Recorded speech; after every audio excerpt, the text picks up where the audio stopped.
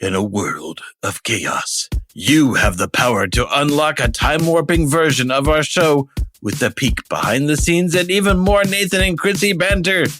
That's right. When you become a member of the most excellent 80s movies podcast at truestory.fm, you get episodes 1 week early. Plus, each episode has bonus content for your listening delight and amusement that you can't get anywhere else. And you can hop onto the truestory.fm Discord to join the conversation there too, where we chat about our show and all the other shows that truestory.fm has to offer. So be a hero to this podcast and a hero to your ears. Go to True Story FM today, click on our show page, and become a member. And when you're out there in the world, be sure to keep the most excellent 80s movies podcast motto in mind. Be excellent to each other and party on, dudes.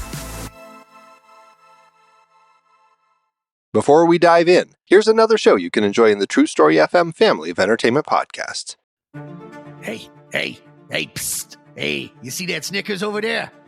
No one's looking. You should just take it. No! Don't listen to him, my son. That would be stealing, and stealing is a sin. Sin Schmin, it's a friggin' Snickers bar. You deserve to have it. Sinning really satisfies you. Repent, my child. Virtue is the only real snack worth savoring. For that candy bar is merely a gateway to nougat damnation. Has this ever happened to you?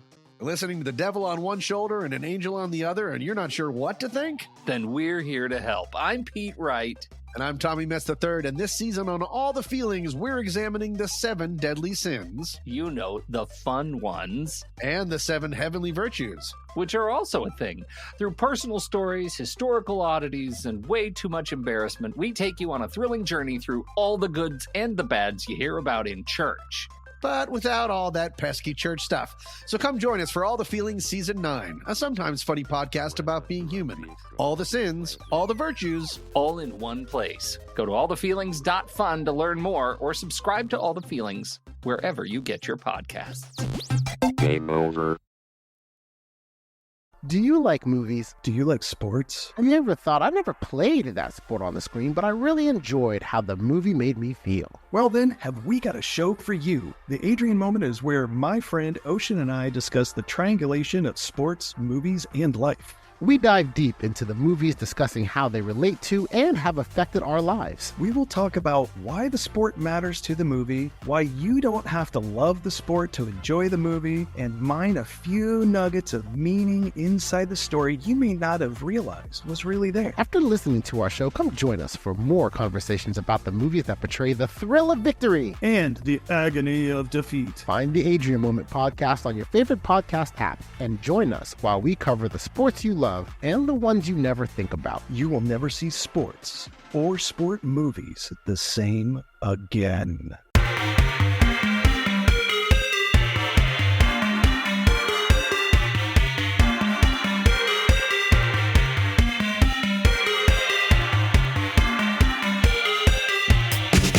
Hello and welcome to the most excellent 80s movies podcast. It's a podcast where a filmmaker, a comedian, and their fabulous podcasting guests splash and sing their way through the 80s movies we think we love or might have missed with these our modern eyes. And today we're talking about The Little Mermaid, a movie selection from 1989, about which Google says, in Disney's beguiling animated romp, a rebellious 16-year-old mermaid, Ariel, is fascinated with life on land. On one of her visits to the surface, which are forbidden by her controlling father, King Triton, she falls for a human prince. And here comes the trailer.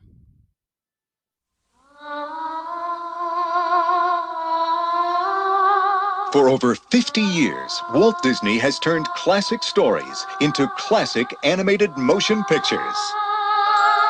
Now the tradition continues as one of the world's greatest stories becomes the newest Disney motion picture classic, The Little Mermaid. I want to be where the people are. I want to see them dancing. Up where they walk, up where they run, up where they stay all day in the sun. It's the story of Ariel, a beautiful young mermaid who wants to become human. He's very handsome, isn't he? I don't know, he looks kind of hairy and slobbery to me. Not that one, the other one. And she'll strike a bargain with a powerful sea witch Have we got a deal? to make her dream come true. What I want from you is your voice. My voice? You've got it, sweet cakes. Ariel's been turned into a human. Have you lost your senses completely? The human world, it's a mess. Now, the Little Mermaid is exploring the mysteries of her strange new world. What's your name? What's wrong? You can't speak? But to regain her voice, the sea witch's spell must be broken. Move it! We got an emergency here! Broken by the kiss of true love. Kiss the girl. It's Walt Disney Pictures' 28th full-length animated motion picture, featuring dozens of delightful new Disney characters and 7 magical new songs. Sha-la-la-la-la-la, don't stop now. Don't try to hide it how you wanna kiss the girl. This holiday season, share the wonder and magic of a very special entertainment event. A fantastic adventure above the waves and under the sea. Under the sea! Under the sea! When the sun begins to make music to me. Yeah, we in luck here, down in the muck here, under the sea. Walt Disney Pictures' The Little Mermaid.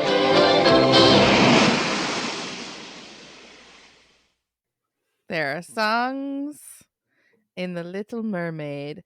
Hello, I'm Krissy Lenz, one of the directors at the Neighborhood Comedy Theater in downtown Mesa, Arizona. And with me as ever is award-winning filmmaker. Now you say your name. Nathan Blackwell. Hello, independent filmmaker. Thank you for having me. You're so welcome. It's like you're a guest. And today we have a returning guest, one of my favorites, the mainstream mind behind the Make Me a Nerd podcast. We've got Mandy Kaplan. Thank you for having me. And you are a prominent voiceover artist yourself, so you will have some wonderful insights on voicing things over for me. Sure. Of course. I feel a little bit awkward and weird doing a Disney animated feature. It's our first time doing a Disney animated feature, and Really? it feels, a little bit weird to be reviewing Disney. I mean, and not that we've For never legal done reasons? Disney. Right. Yes. We just did Tron. We just did Tron, but I mean, we're talking The Little Mermaid here. This is a heavy hitter. This is one This of the is main sacred, princesses. right? I mean, Yeah. You have to be a little careful.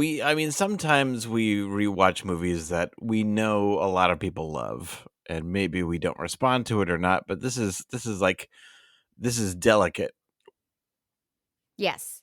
There are herds of Disney adults with their pitchforks and lanterns outside waiting to take you down if you offend. Okay, good. I know. I thought so. Yeah. So having established that, this for me was right in my wheelhouse. I was 8 years old when this came out, so Ariel was always one of my favorite princesses, and remains one of my favorite princesses. I love Ariel, and I love The Little Mermaid, and so it was a real joy and a delight to rewatch it again as a grown up. I've seen it, of course, a bunch because Ariel was one of my daughter Zoe's favorite princesses as well. So I'm very familiar with this movie, but Nathan, what's my Disney princess experiences? Yes, exactly. So the Little Mermaid, and then Beauty and the Beast, and Aladdin, and Lion King, they weren't my Disney movies. Like for me growing up, it was always like the ones that had a little more adventure in it. I was trying to not say violence, but a little more adventure in it. So like Tron, and honestly, some of the weirder ones that preceded this, like The Sword and the Stone, that sort of thing. Yeah, but I mean, really, it was. But at the same time, I remember the significance of The Little Mermaid when it came out, and enjoying it, but it was never my jam, you know. But yeah, The Little Mermaid, I'm sure we're going to talk about it a ton, but this really was like a big turning point. They call it like the Disney Renaissance in Right. terms of, Yeah. because it's really like, it's like, with the trailer, it's like, this is where it's like, oh, they really wanted you to know it's a musical. Well, like the big Disney before this was like The Great Mouse Detective, Right. This was like a return to Snow White and Cinderella and taking a fairy tale and Disneyfying it. Right. Yeah. Yeah. And then it And then, launched the Beauty and the Beasts and all the rest. yeah. Well, This was yeah. the first. And then even then, like, there were songs, but I wouldn't necessarily say like Beauty, like Sleeping Beauty and Snow White were necessarily musicals. Like these, in a lot of ways, are. Yes. But And so, as a lover of musicals and all things voiceover, Mandy, how did this hit for you when you were a kid? Guilty as charged on both counts. And I know, Nathan, not a lover of musicals. But that's why I'm here to convert. I remember liking this. I was not as much of a kid. I'm older than you, so I was a teenager.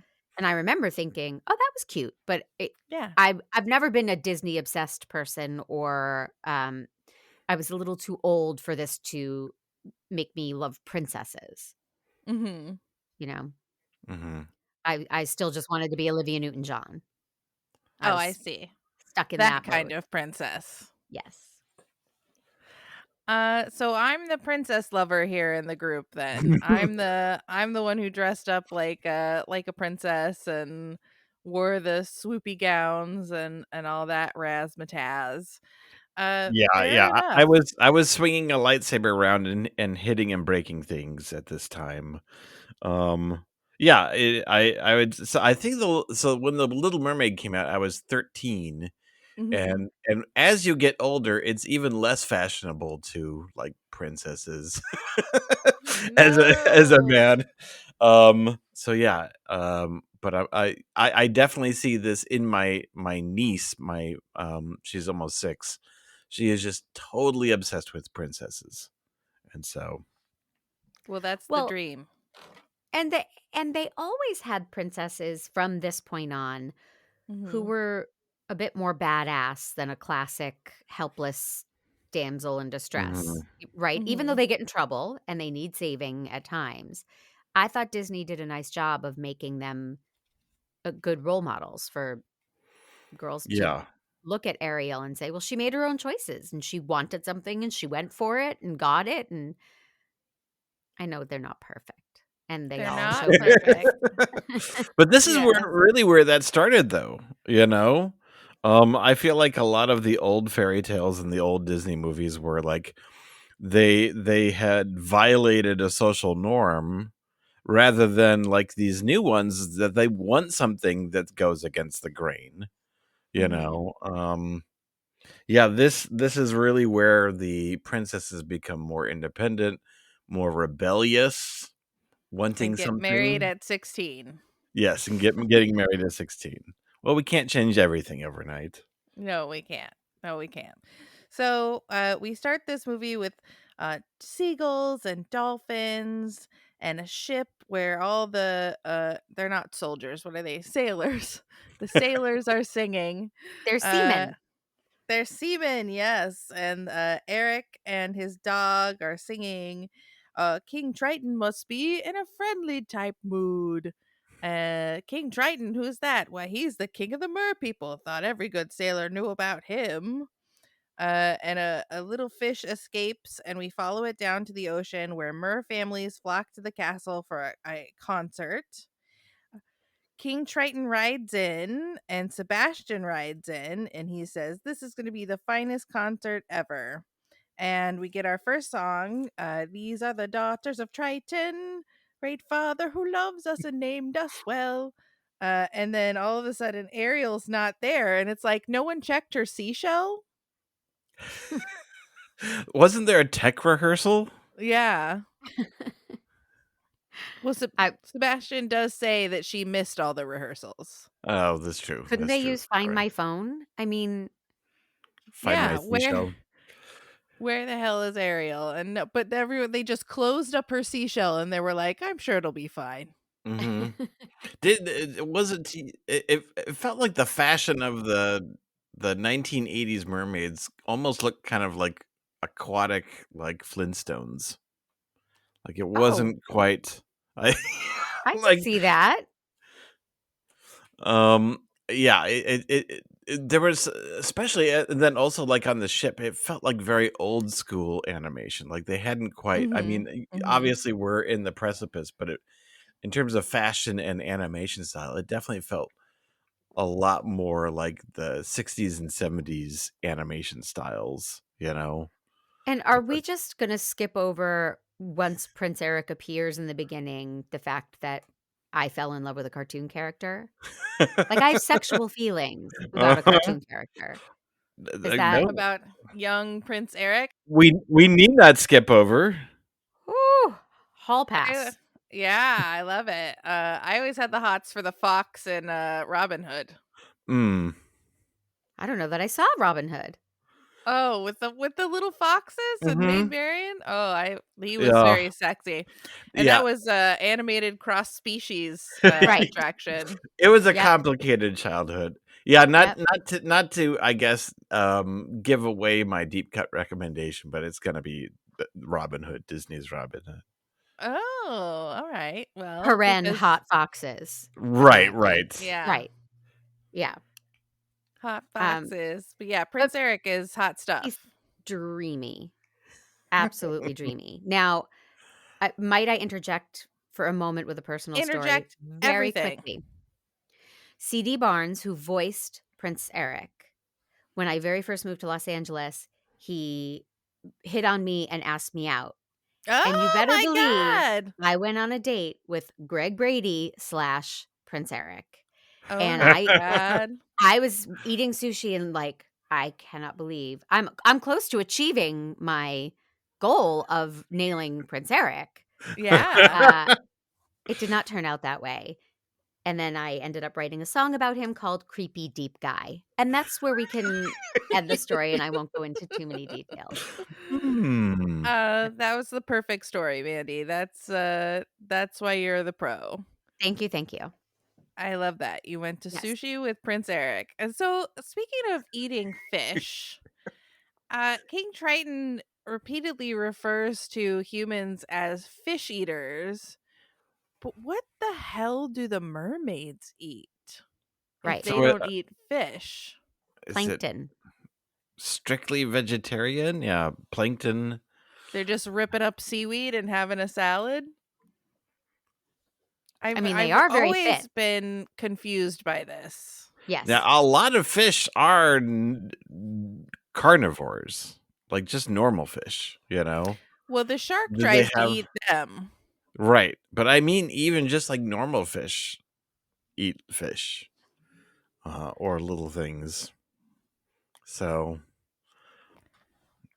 we can let that go, but I've always no judgment, been very it's observation. confused. Right, Yeah. exactly. Well, in the musical, they made a Broadway musical of Little Mermaid. Mhm. Sorry, Nathan, you can tune out. But in the musical, they do a song called She's in Love about Ariel. And Little Flounder gets his whole verse, and he says, she treats me like sashimi left over from last week.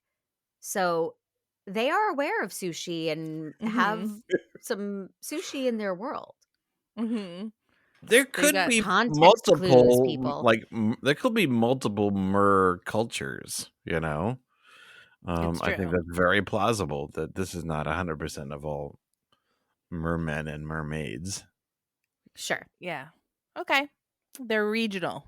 We needed more world building. That's the note. It's true. It's true. There's just one castle. We don't get to see where anyone else lives. Right.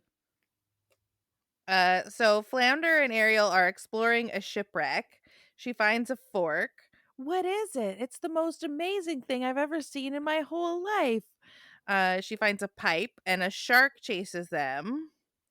They go see Scuttle, Buddy Hackett, the seagull. And he's like, this is a dingle hopper, and you use it to brush your hair. And this is a snarf flat, and you use it to make music. And Ariel's just like, sounds great. But what a scene stealer Buddy Hackett was. Of course. I love him in this movie. I think he's pitch perfect.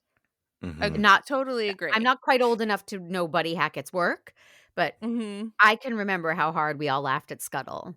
Yeah, Scuttle was the king of this movie. Yeah. And he saves the day, so no shade on Scuttle. Yep.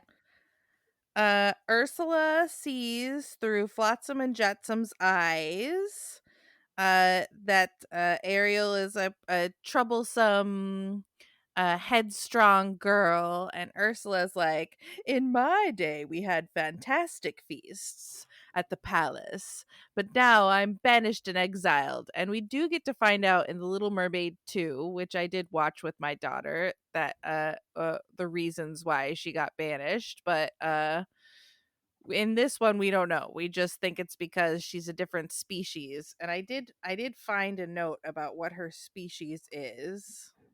Let me find more it. world building. Yes. I think I didn't know there was a Little Mermaid 2. Yeah, there's a 2 and a 3.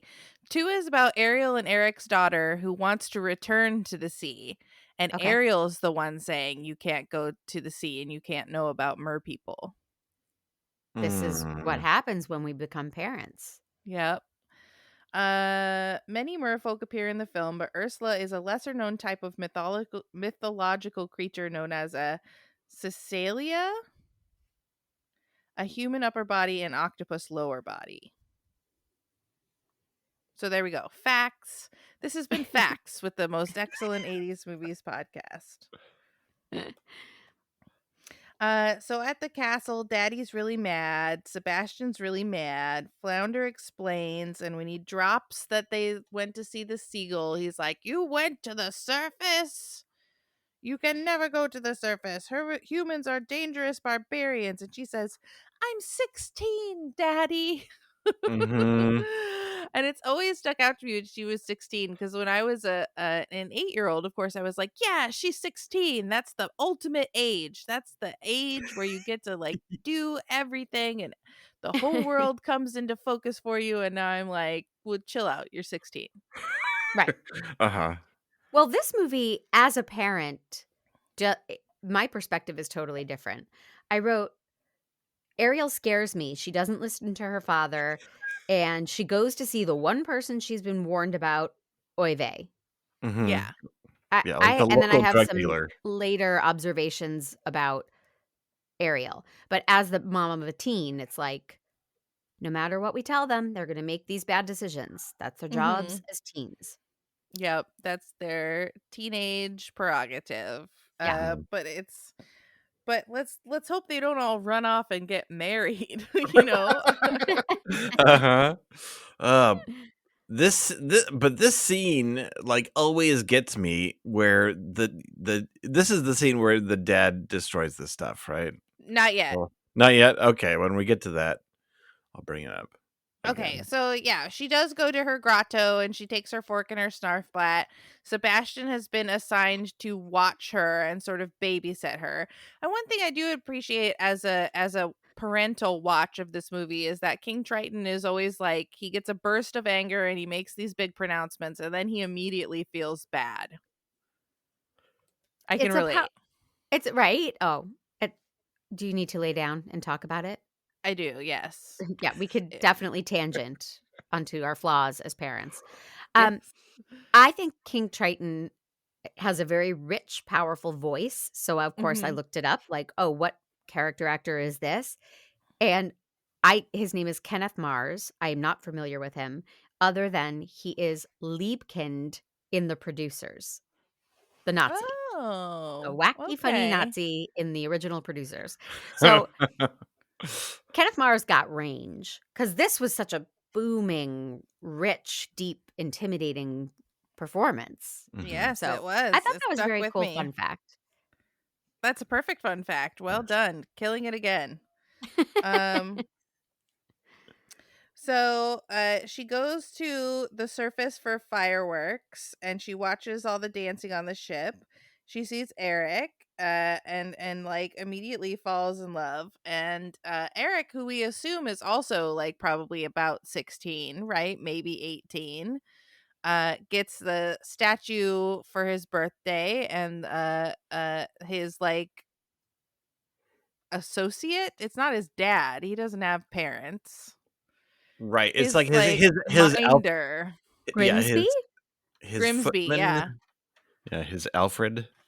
Mm-hmm. Is like, we Yeah, need it's you to get Butler. married, Prince Eric.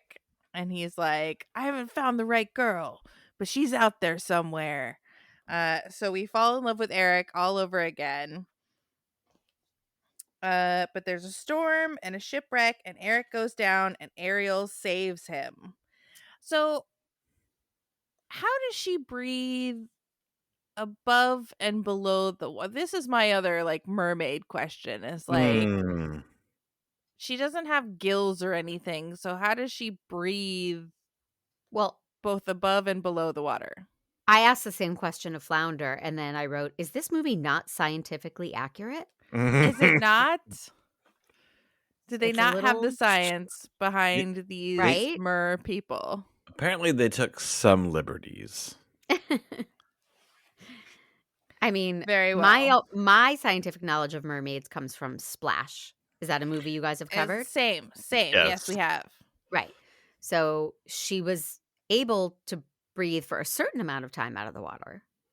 Yeah, she was fine. So we'll just assume that the splash logic applies. Splash logic applies. Okay, there you go. Very good. So now we get the song of this movie, "Part of Your World," one of my favorites. They wanted to cut this song. What?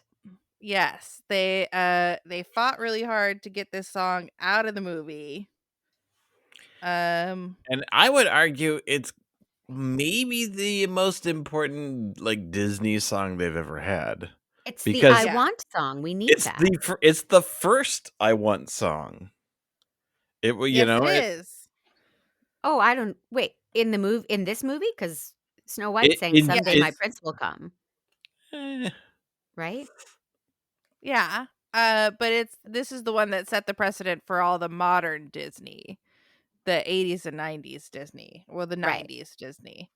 But Jeffrey Katzenberg felt that it was boring and wanted it out of the movie, and then they talked him into letting it stay. And we got this very important song, which is one of my favorites, one of my favorite Disney songs ever.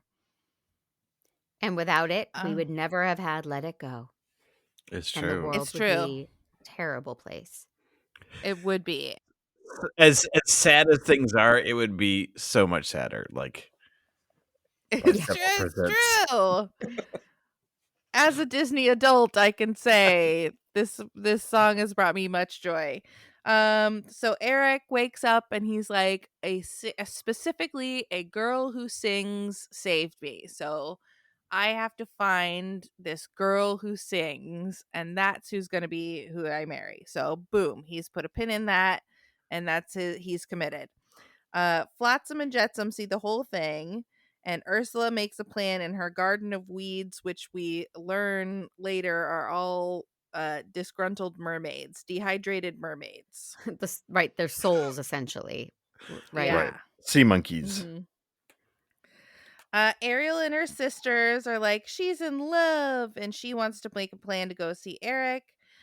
We get the song "Under the Sea," which won the Academy Award, which is my favorite part of the ride in Disneyland. Under the sea. Aww. Under the sea. Have you guys ever been on that ride?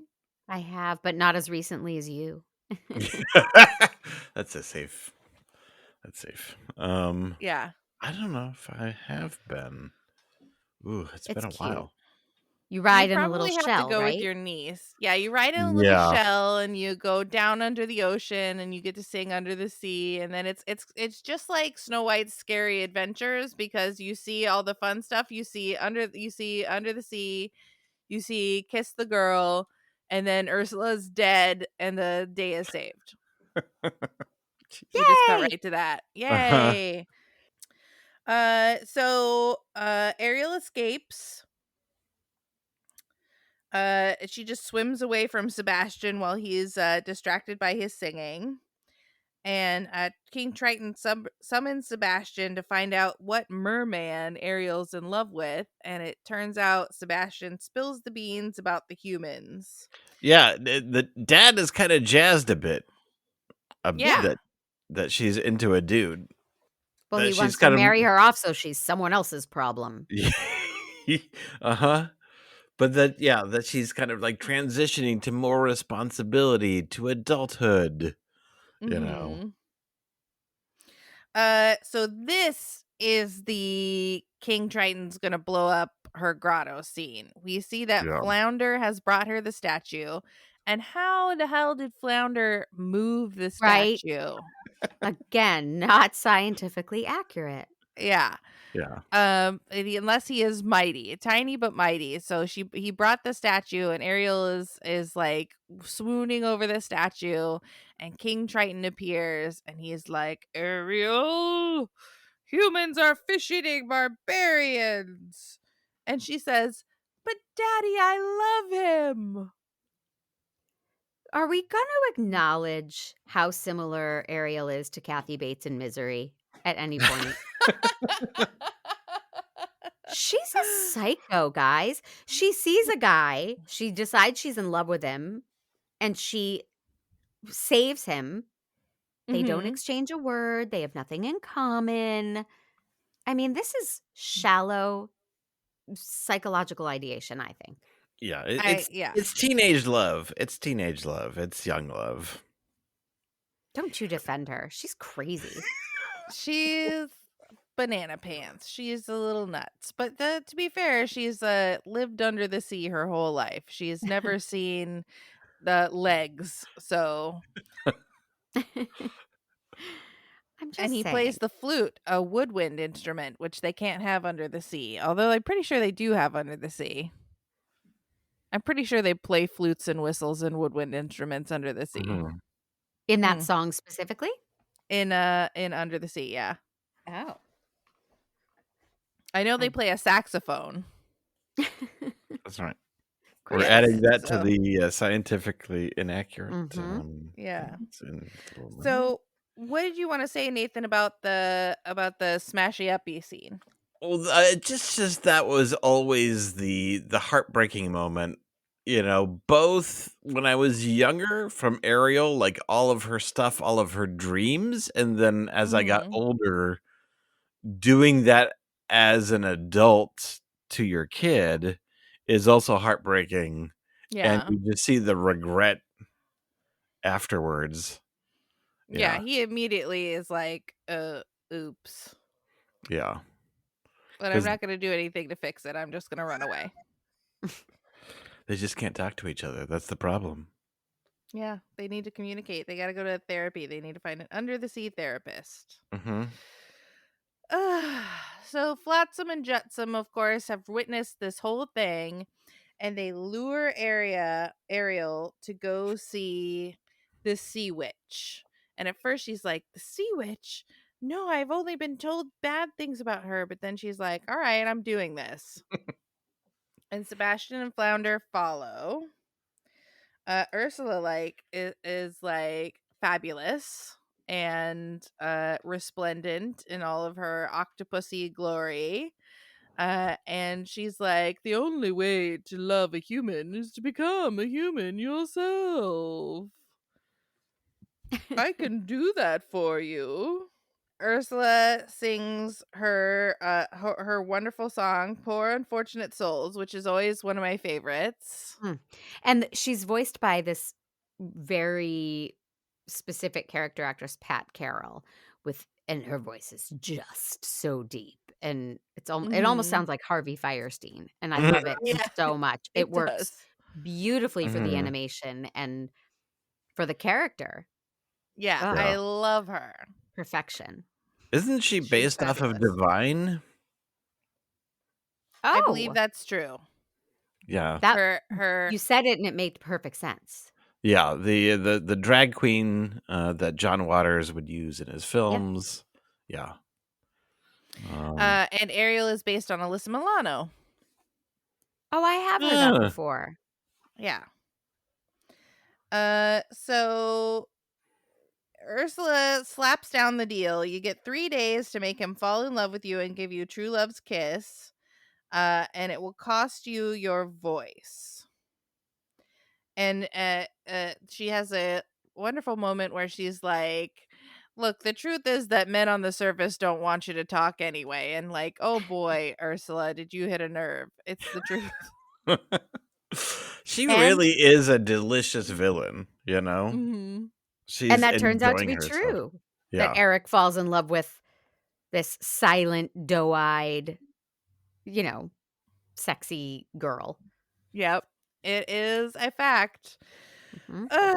So she signs the contract. And here's the big meme that everyone is like all aflutter about, which is like, if she can write, why didn't she write a note to Prince Eric and say, it's me, I lost my voice, I've got laryngitis. It's probably a different language. It's a different language, you know? Okay. And her signature, not like anything I do. Mine is just like, Squiggles? unreadable scribble. And hers is this perfectly, almost like calligraphy, Ariel. So. Yes.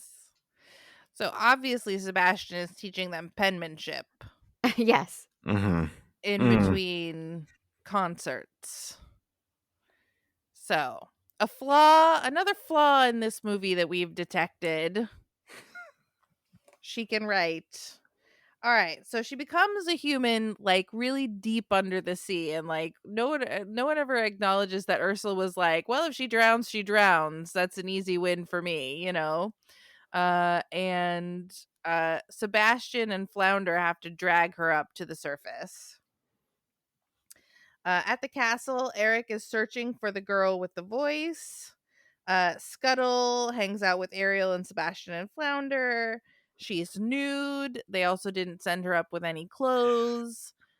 So Scuttle is gonna dress her up in a shipwreck curtain, like the sail. Mm-hmm. She's dressed up in the sail. And Eric finds Ariel. And he's like, you're the one. You're the girl who saved me. Oh, you can't talk? Never mind. You're not the one. Look, I don't want to bang Eric for his brains. Of course Let's not. be clear. He's not the brightest bulb. No. It is a physical want. Mm-hmm. But once I get my wish, I want him out. And then I want to talk to somebody with greater intellect. It is very frustrating watching him not recognize that this is the girl. Yeah. This girl who appears from the sea. Right. Yeah. Just a few days after she left such an indelible impression on him that he thinks he's in love with her. Mm-hmm. But doesn't recognize her with her bright red hair. And her gigantic eyes. So come on, Eric, get with the program. So Ariel gets in the tub, Sebastian gets washed up, Eric and Grimsby, I'm gonna find that girl and I'm gonna marry her.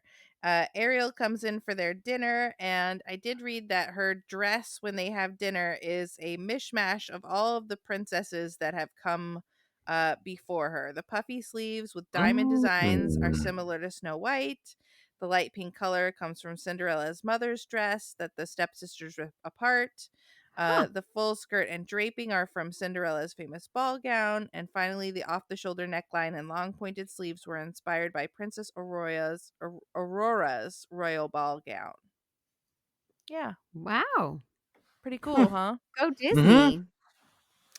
So they have a nice dinner. She brushes her hair with the fork. She blows pipe ash in Grimsby's face with the snarf blat. I need to interject here. I'm so sorry. Please. Because as you guys can see, the listeners won't see, but I have very, very long hair like Ariel. Mm-hmm. And I need to use not just conditioner, but leave-in conditioner after that to get a very aggressive brush through it. Not possible that she puts a fork through that mane and it glides through. Again, with the scientific inaccuracies. It's Nathan, going could you on please the put that list. on the list? Thank Yes. you. Okay. I watched that and I thought I would scream in pain trying to put a fork through my hair. And her hair is probably like without a leave-in conditioner, as you said, like grody as hell after being used to seawater all the time. Yep. Just not possible. Just not possible. Another one of the things in this movie that are not accurate or believable. We are taking you to task, Disney's The Little Mermaid. So we get one of my favorite. I know I'm saying they're all my favorite, but I do love the songs in this movie. The Les Poissons. They are good. Yeah. Les Poissons. Hee hee hee. Ho ho ho. How I love to chop little fish. I sing that song to myself pretty frequently. Grimsby Voiced by Renee Auberjonois, who is a legend. And I did have the joy of meeting him a few times in that's great.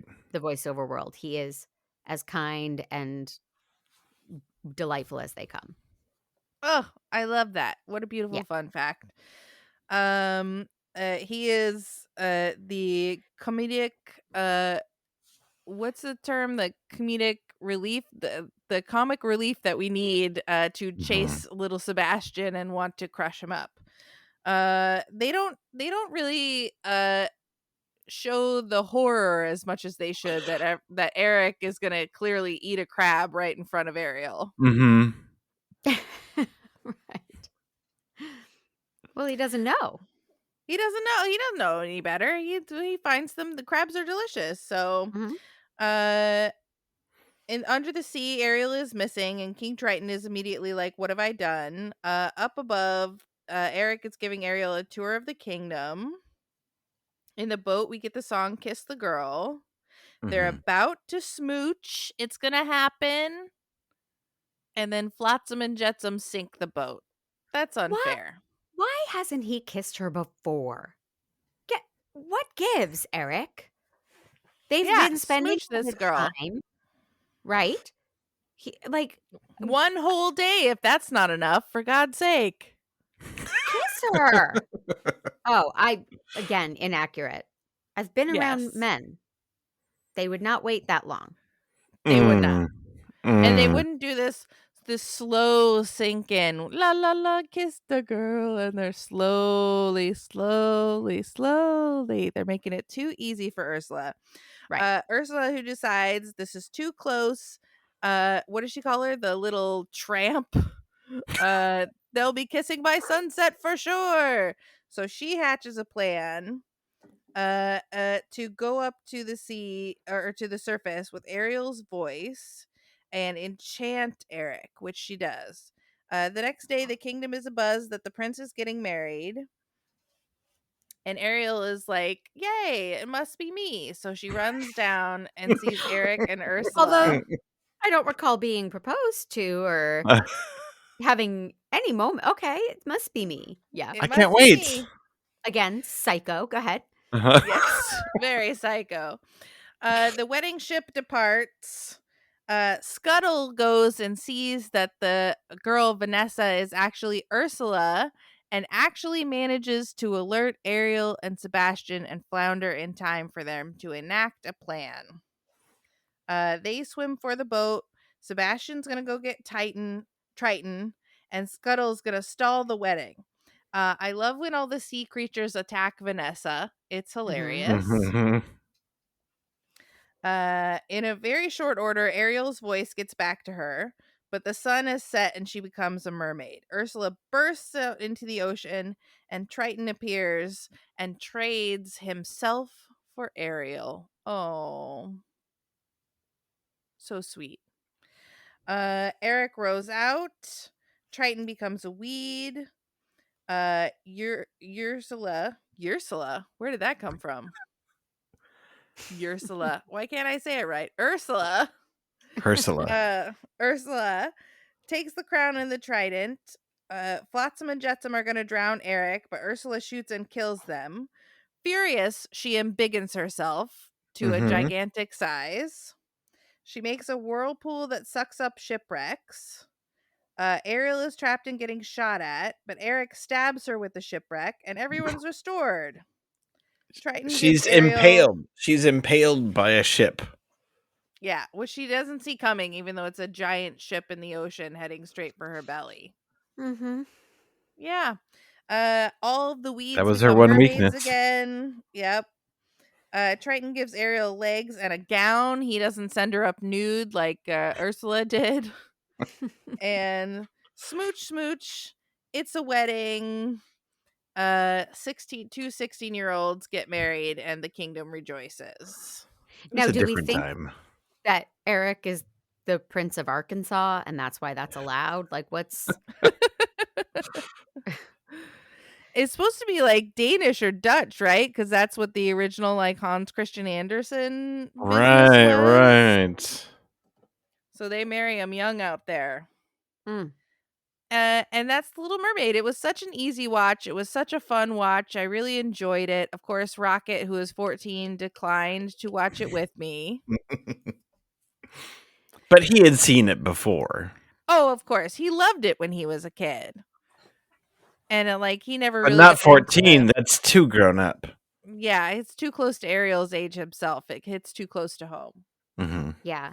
No, it is a great one. And I'm not a Disney file. This was colorful, funny, emotional.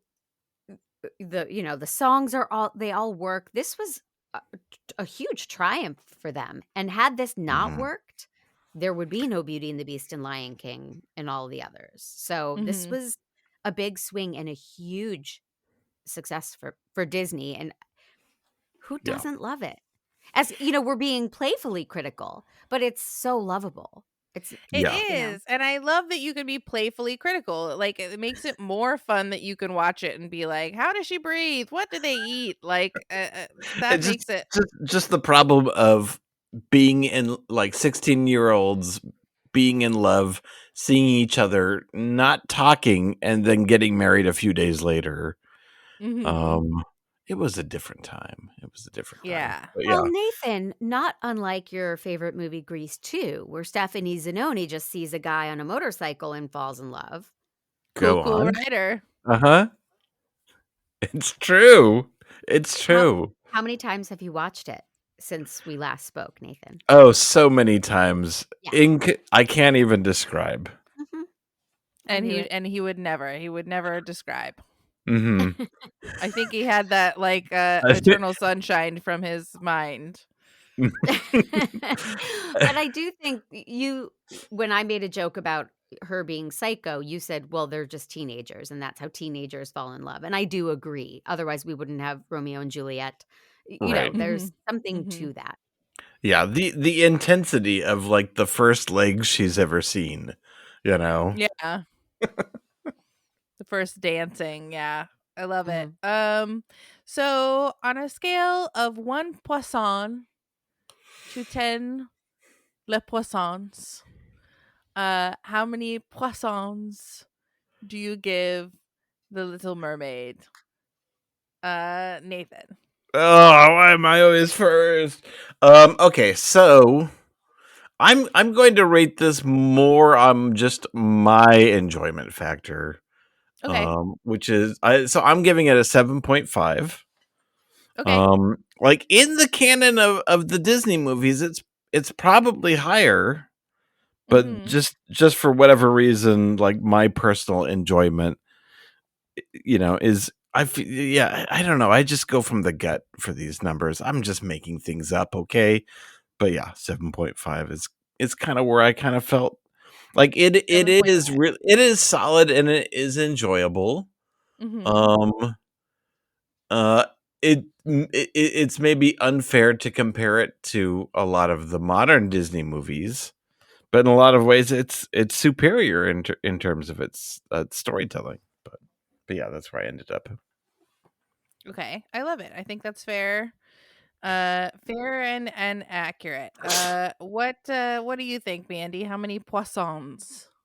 I love this movie, and I did see the live action remake, which I did not love. Right. And Yeah, it we should talk reminded about me that. Yeah. how charming and simple and beautiful this movie really is. And I love a movie with a runtime under 90 minutes. So I'm Mhm. giving this a 10 out of 10.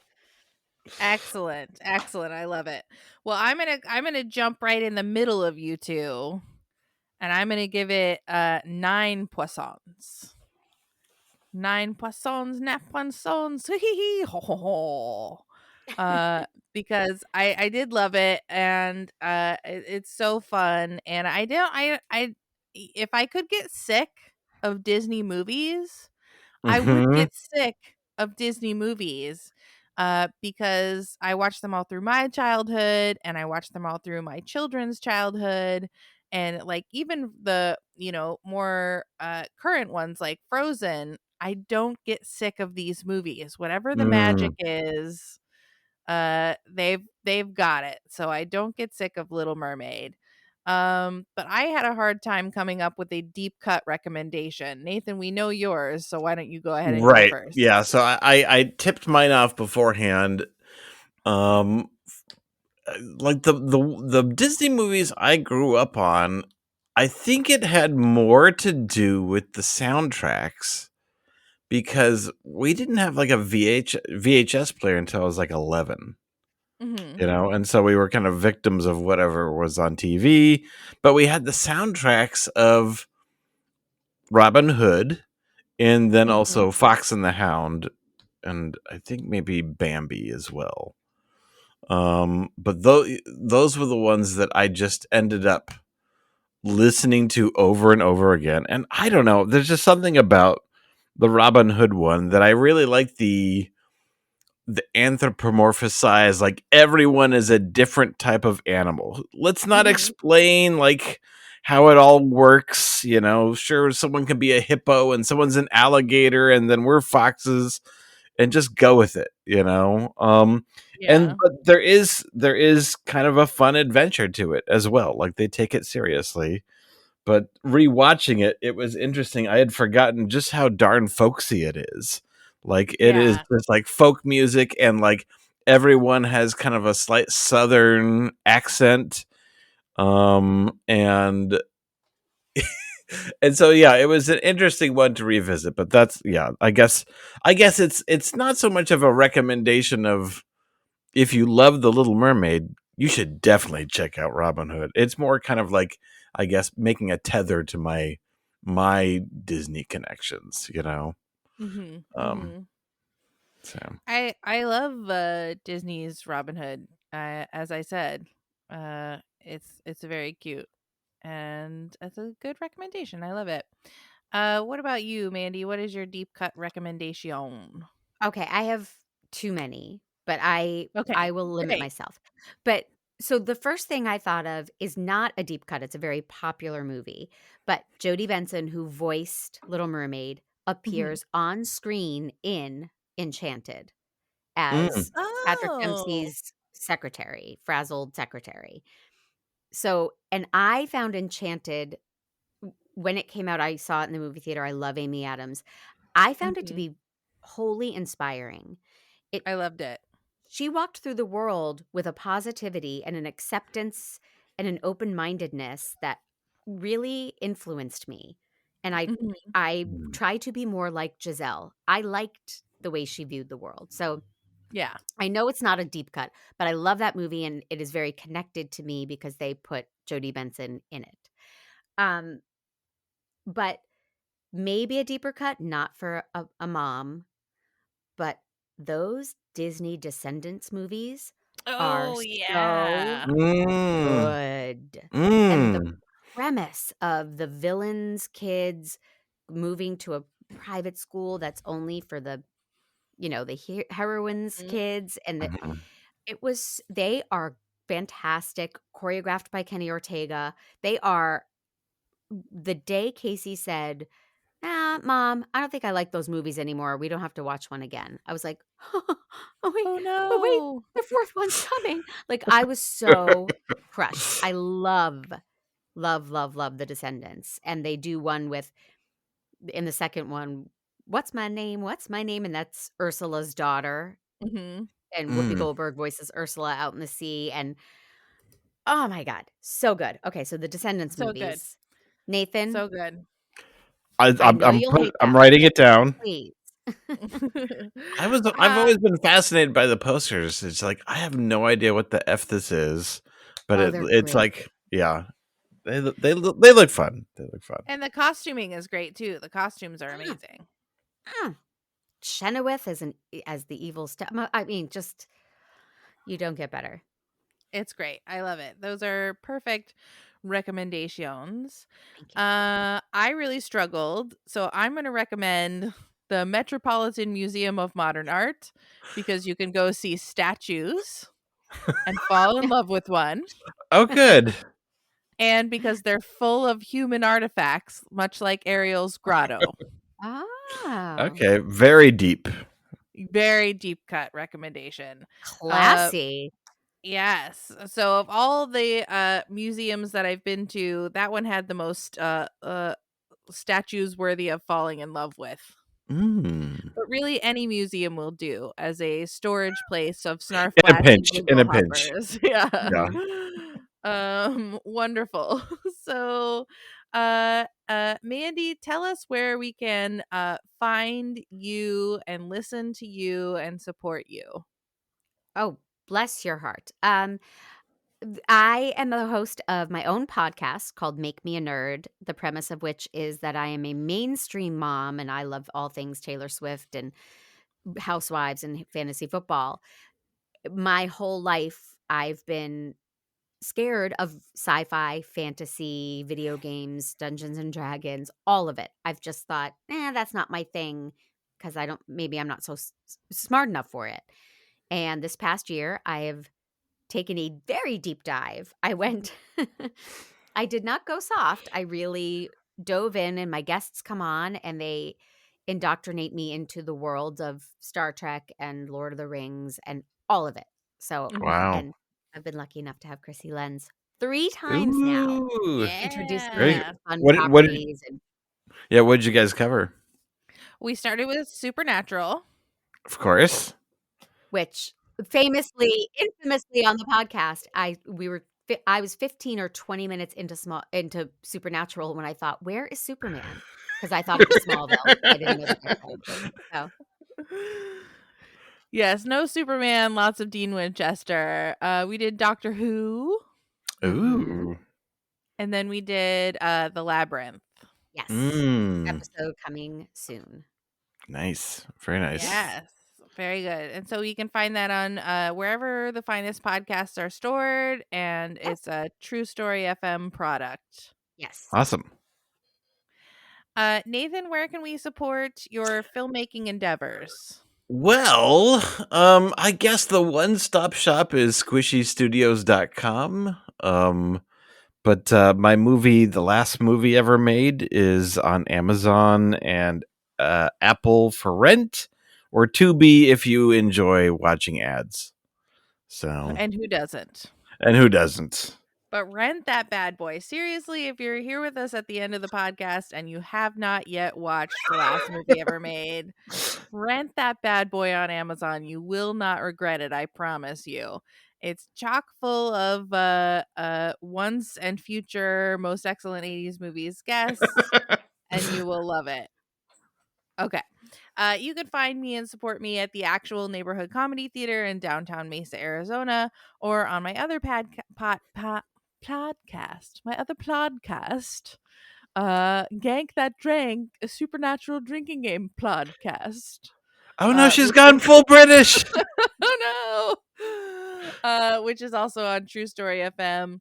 And hey, if you're here with us at the end and you want a little bit more, please become a member. You can become a member at True Story FM, and we do all sorts of fun bonus content. Today, we're going to talk to Mandy about what she has become a nerd about. I'm fascinated. I can't wait. I've listened to a bunch of episodes and really love them. So we're going to talk about what has hit the hardest, what has maybe missed the hardest, and all of that fun stuff. Yeah. And thank you for listening. While you're out there in the world, please keep the most excellent 80s movies podcast motto in mind. Be excellent to each other and party on, Party on, dudes. dudes.